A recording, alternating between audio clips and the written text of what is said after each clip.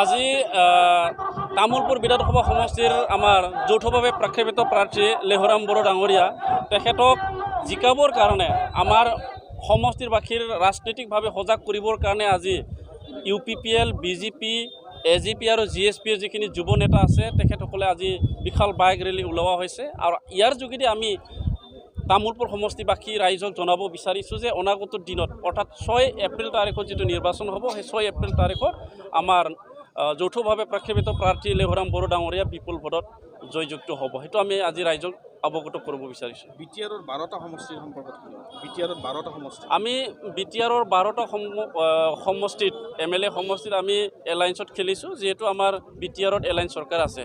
BJP নহ'লে বিটিআৰত UPPL অকলে চৰকাৰ গঠন কৰিব নোৱাৰিছিল আৰু UPPL নহ'লে BJPও অকলে চৰকাৰ গঠন কৰিব নোৱাৰিছিল। গতিকে আমি দুটা দলে প্ৰধান দায়িত্ব লৈ পেলাই বিটিআৰত যি 12টা সমষ্টি আছে সেই 12টা সমষ্টিখন আমি উদ্ধাৰ কৰিবৰ কাৰণে BPFৰ দখলৰ পৰা মুক্ত কৰিবৰ কাৰণে আমি যৌথভাৱে কাম কৰিছোঁ আৰু আজি তাৰিখত আমাৰ বিটিআৰত থকা 12খন চিট BPFৰ দখলৰ পৰা মুক্ত হোৱাটো চিয়ৰ হৈছে। তামোলপুৰ ভোটাৰ ৰাইজৰ সম্পৰ্কত বা সন্মুখত কি আহ্বান জনাব আপুনি এই মুহূৰ্তত?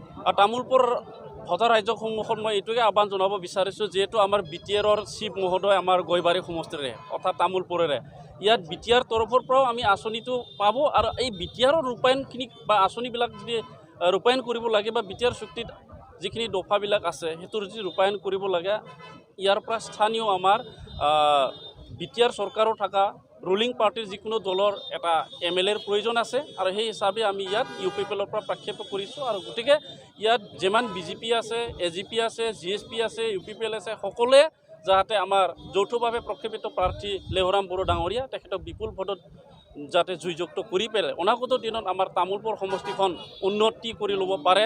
আমাৰ ইয়াত বিভিন্ন অনুষ্ঠান প্ৰতিষ্ঠান আহিব বিটিআৰ চুক্তিৰ যোগেদি, সেইখিনি আমি 5 বছৰৰ ভিতৰত সম্পূৰ্ণৰূপে যাতে আমি বনাই ল'ব পাৰে, তাৰ কাৰণে যাতে তামোলপুৰ সমষ্টিবাসী ৰাইজে সচেতনভাৱে লেহৰাম বড়ো ডাঙৰীয়া বিপুল ভোটত জয়যুক্ত কৰে, সেইটোকে মই আহ্বান জনাইছোঁ। মহাজোটবন্ধনে কিবা প্ৰত্যাহ্বানৰ সৃষ্টি কৰিব পাৰে নেকি? নাই, মহাজোটবন্ধন এতিয়া চাওক বিটিআৰত বিশেষকৈ মই বিটিআৰৰ কথাটো ক'ব বিচাৰিছোঁ। মহাজোটবন্ধন বিটিআৰত একো কাম কৰিব নোৱাৰে, কাৰণ তলত তেওঁলোকৰ কোনো মানুহ নাই। আমাৰ VCDC বিটিআৰত যিমানখিনি VCDC আছে চেয়াৰমেনখিনি UPPL, BJP আৰু GSPৰ, তেখেতসকলৰ কোনো চেয়াৰমেনো নাই, মেম্বাৰো নাই। গতিকে বিটিআৰবাসী ৰাইজে যোনে অসমত চৰকাৰ বনাব, যোনে চেণ্ট্ৰেলত ভাৰত চৰকাৰৰ যোনে চৰকাৰ থাকে সেই দলবিলাক চাইছে আৰু সেই হিচাপে আমি 12টা সমষ্টিখন ধুনীয়াকৈ আমি UPPL, BJP, AGP আৰু GSPৰ লগত ধুনীয়াকৈ আমি মিলি পেলাই খেলিছোঁ। গতিকে মহাজোটবন্ধনে আমাৰ বিটিআৰত কোনো প্ৰভাৱ পেলাব নোৱাৰে। হাগ্ৰামা মহিলাৰীয়ে দাবী কৰি আছে মহাজোটবন্ধনে 70খনতকৈ বেছি আসন পাব অসমত।